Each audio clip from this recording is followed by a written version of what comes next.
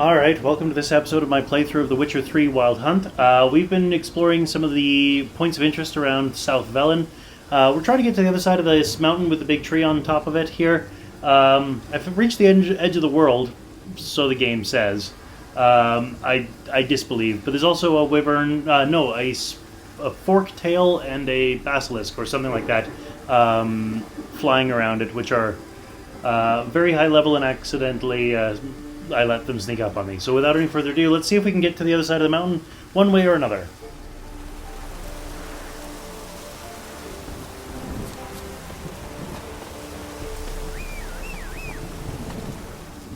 Hello, Roach.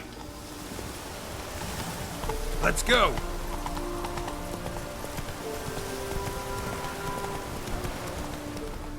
So it didn't want me to go around the south of the mountain, and at the top of the mountain there were dangerous enemies and steep cliffs. So I'm going to try and go around the long way on the north side. Except giant gaping chasm. Come on. That was not what I expected. Alright.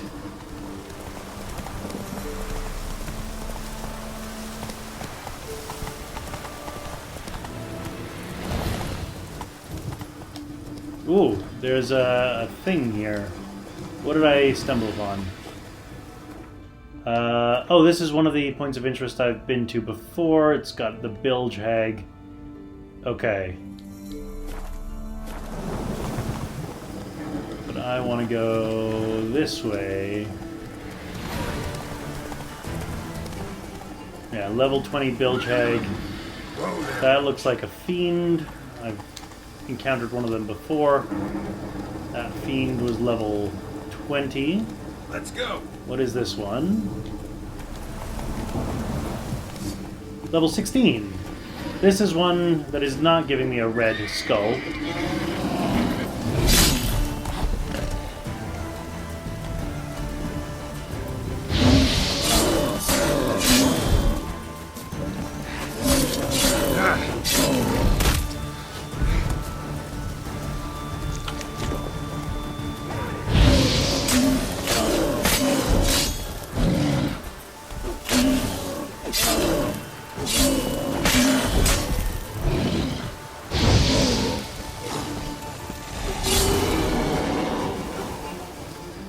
Bestiary entry added for Fiend.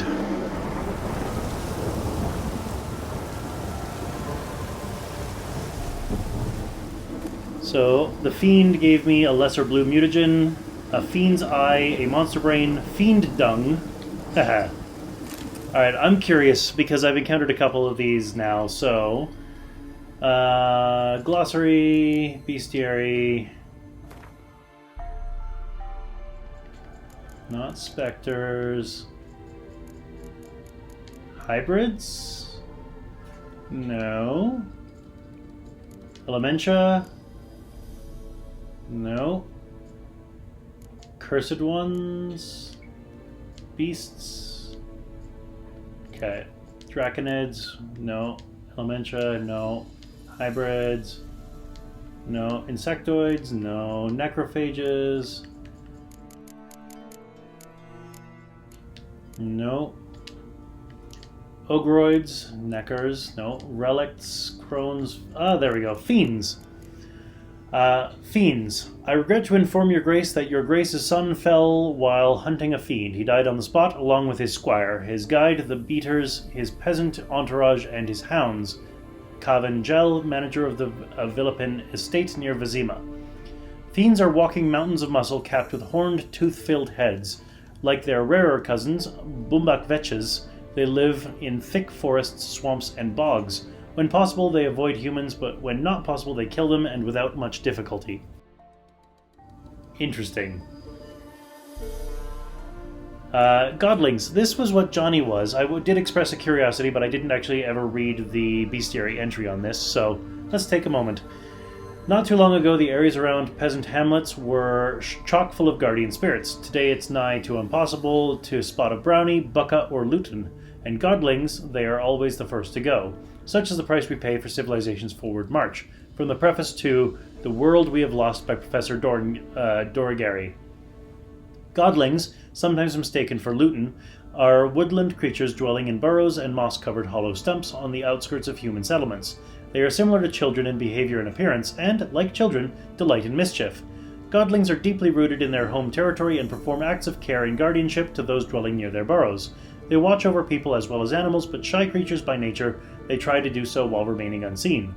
Godlings are drawn to joy and innocence, and so delight in the company of children and usually only show themselves to the young. These hard-working and clever creatures gladly perform small services for those in their care, asking only for respect and payment in the form of food or cast-off tools in return. They are easily offended by churlish, ungrateful, or simply rude behavior. Godlings also treasure their peace and quiet. When the village a godling watches over becomes too populous or its inhabitants forget the old ways, it will abandon its burrow for good and walk off to destinations unknown.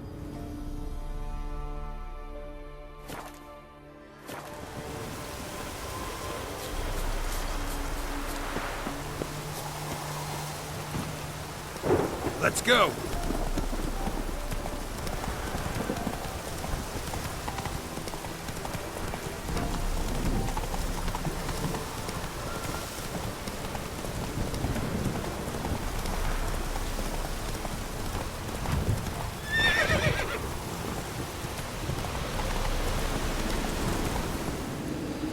So up there was where I was running away from the monsters.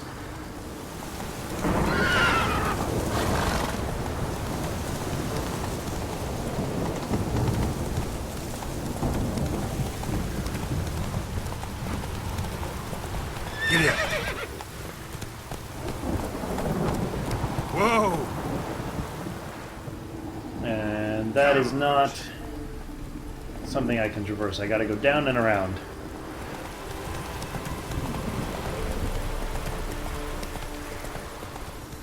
But I found a bandit camp, so there's that.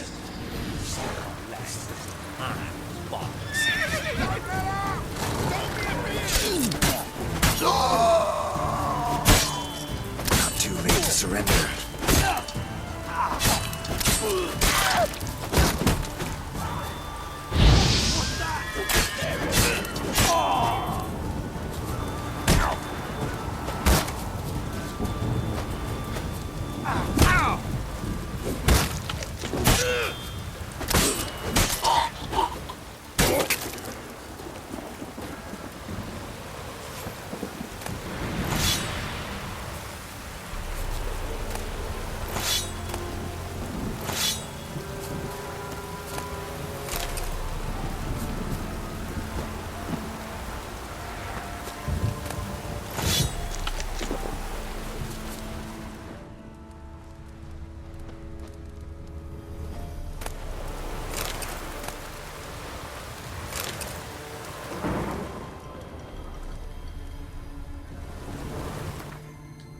Alright, well I don't think that was the point of interest I was trying to get to. It was a point of interest that was there.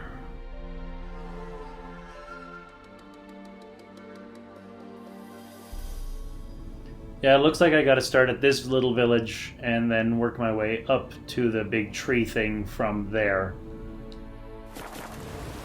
Let's see if I can take this boat.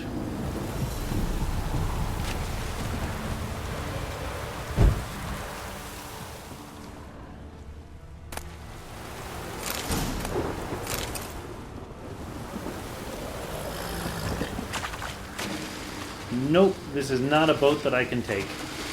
Okay. What if I go around here?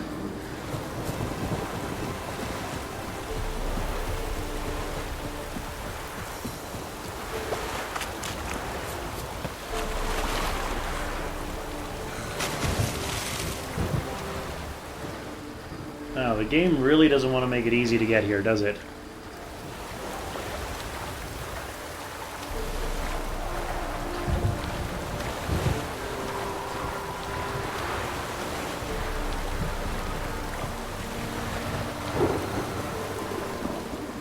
There's a walkway of sorts.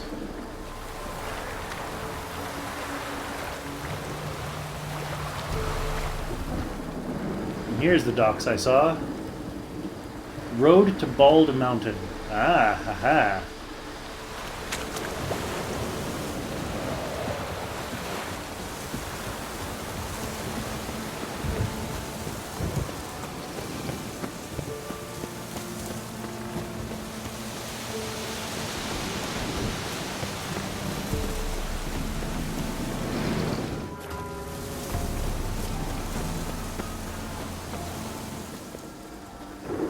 Oh, Foglet level. What level is this? This is.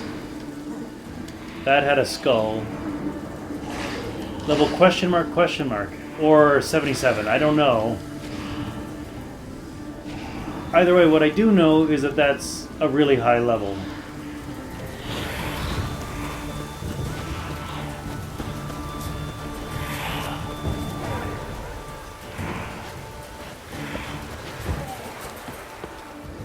New marker, entrance. Okay.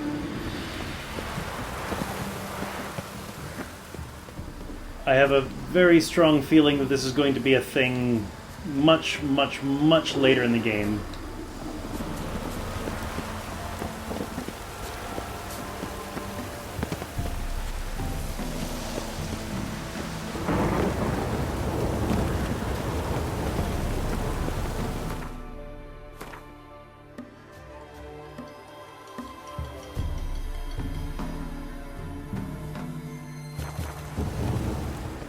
Yeah, this is a door that I cannot open.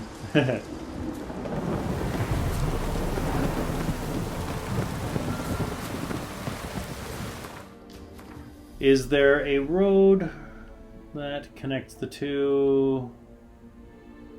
No. Okay. So we're just going to abandon that point of interest right now. We're going to go to that one instead.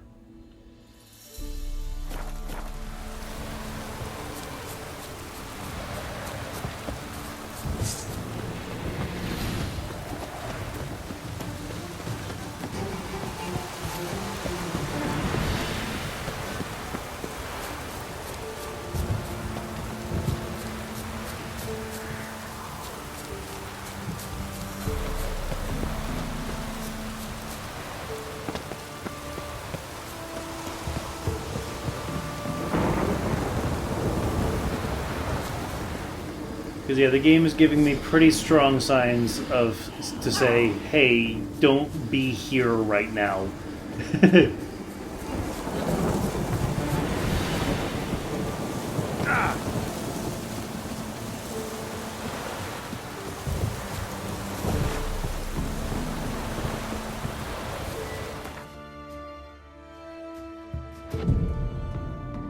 Figured I'd rest up just before I head across this yawning expanse of water.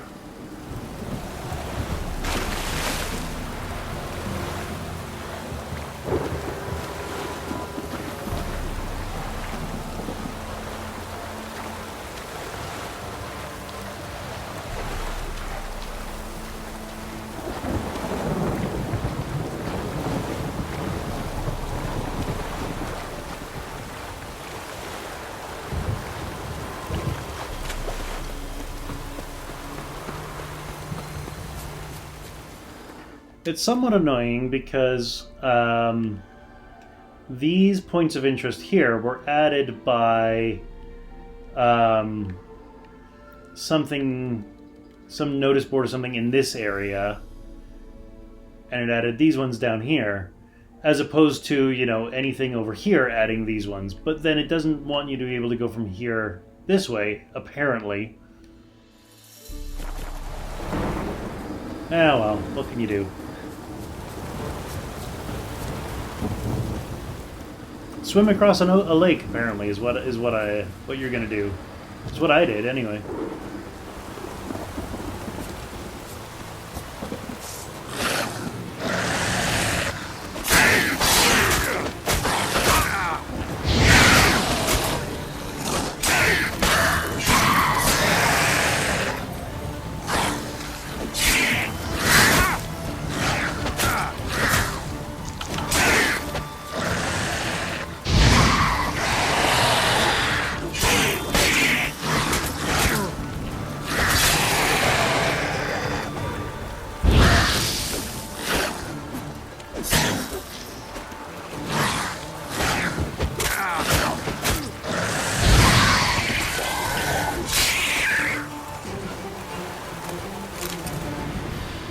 That was clumsy on my part.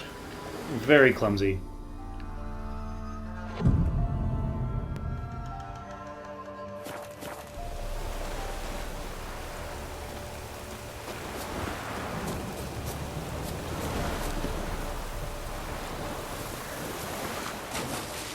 There's a monster nest. Probably where these drowners are coming from. Those drowners are much lower level.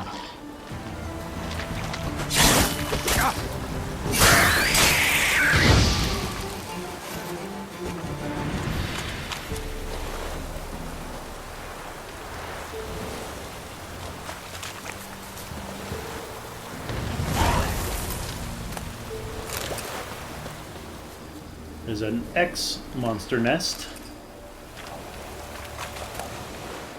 Drowner tongue, seashell, shell, monster claw, infused shard, and monster brain. All the pleasant fixins.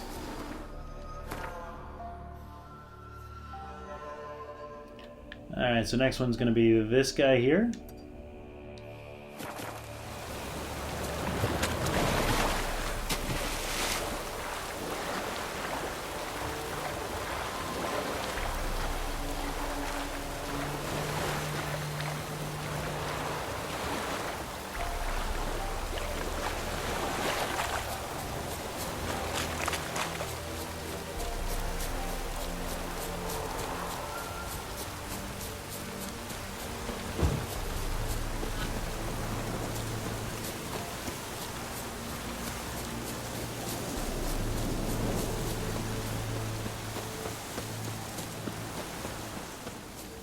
An abandoned site with an Andregas.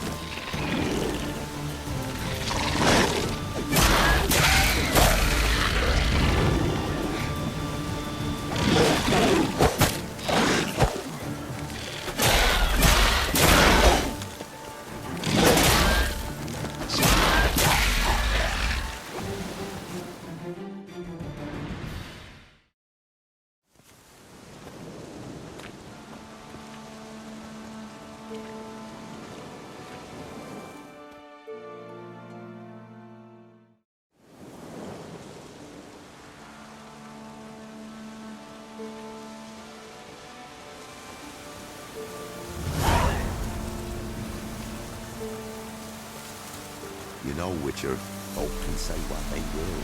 Me, I'll never forget what you did, Bryce. I like how they were just perfectly happy walking into some Andrega fumes. Because when you kill an Andrega, they have like this yellow cloud that just kind of hangs around.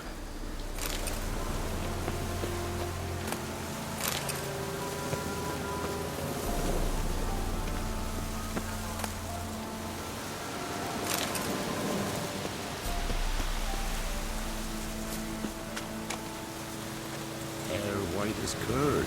Ah, curd. That would hit the spot. Someone's hungry. Alright, so Olena's Grove is the community I apparently just set up. Let's check out what this point of interest is.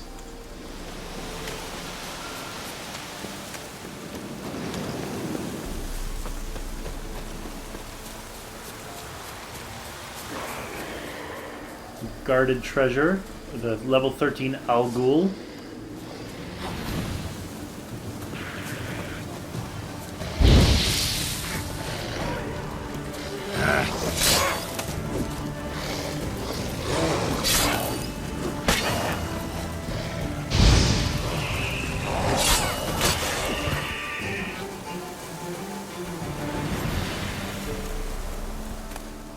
Lesser red mutagen, rotting flesh, Al-Ghul claw, Al-Ghul bone marrow. I think the bone marrow is new. Zoria runestone, glyph of Quen, lesser glyph of Ard, cotton, Sidarian cavalry armor, and Angranian Curious? Sure.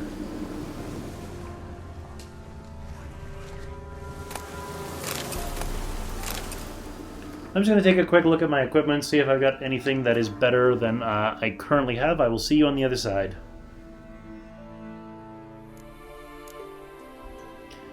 So first of all, I've got a couple pieces of armor. So the Siderian Cavalry armor is plus 5 armor, but it also gives me plus 144 vitality, plus 5% resistance to piercing damage, plus 5% resistance to bludgeoning damage, but it's minus 3% resistance to slashing damage.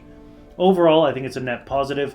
It was a little bit of a toss-up between that one and the other Spike Rugakaton, which I have, which is plus 9 armor, but minus 3 resistance to slashing damage and no other effects.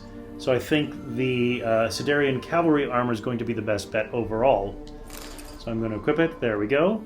Gives me some shiny metal shoulder plates.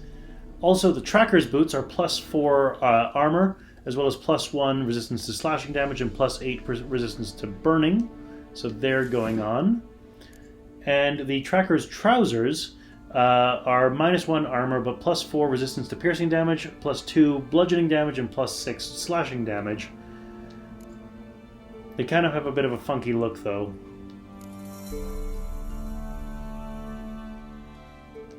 And as shallow as it may be, I'm going to let looks win out on that one, so I'm not going to equip that one. I'm going to take a look at the weapons now. I'll see you on the other side.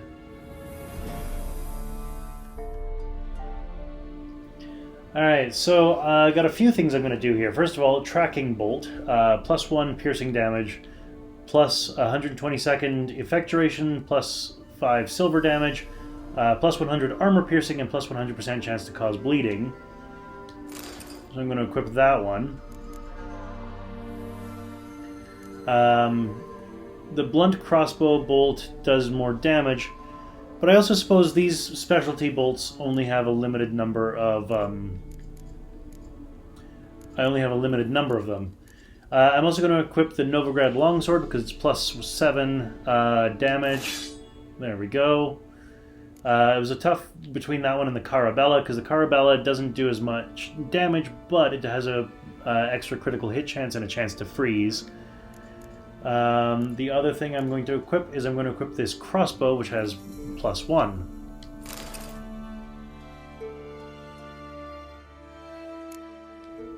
There we go. I got some extra equipment here. There's something over there, don't know what. What's the next thing I'm going to do? Next thing I'm going to do is I'm going to check out what these are.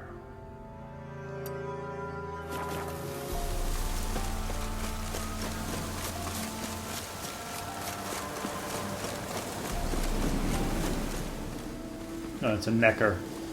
Don't really care about a necker.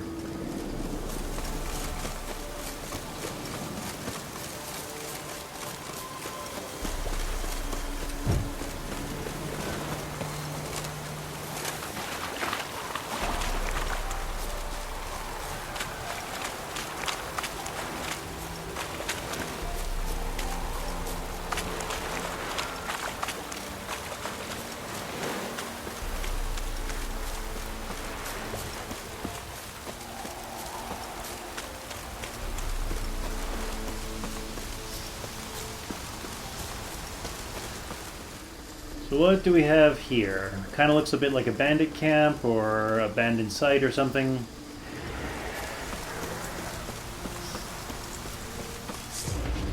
That's a wraith. Frishlow.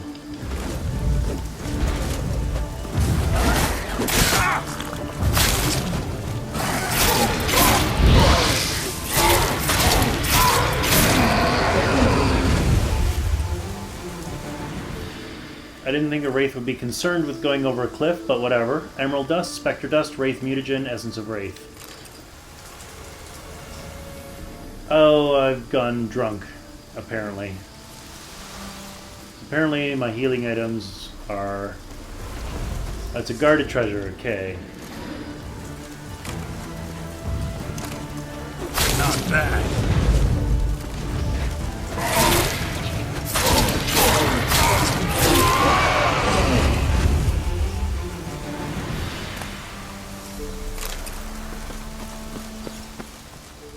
There's another wraith there.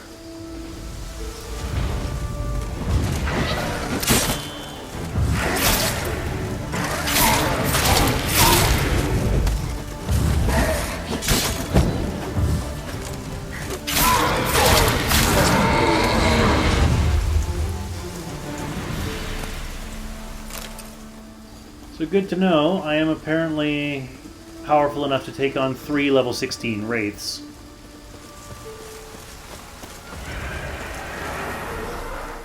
Or 4, hopefully.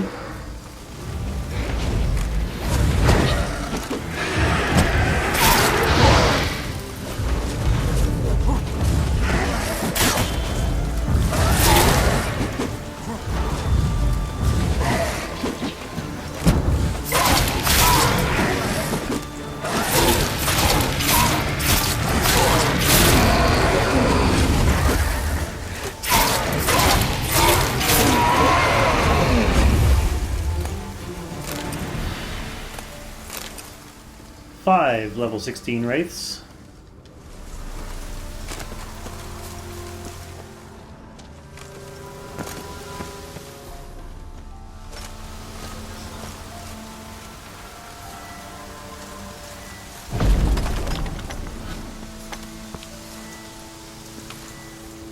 But first, let's meditate before I go into the dark cave because, ow.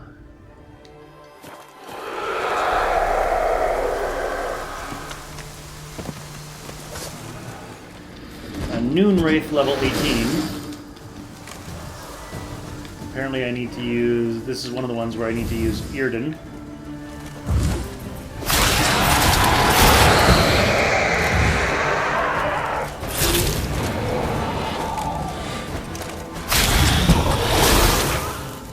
Okay, yeah, no. I cannot take this one on.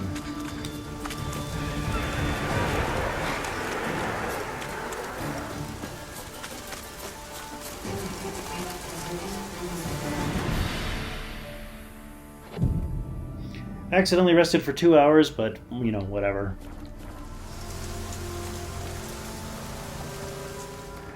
Alright, so if I can't take that one on, what am I going to do instead? I am going to go to this thing down here, whatever it is.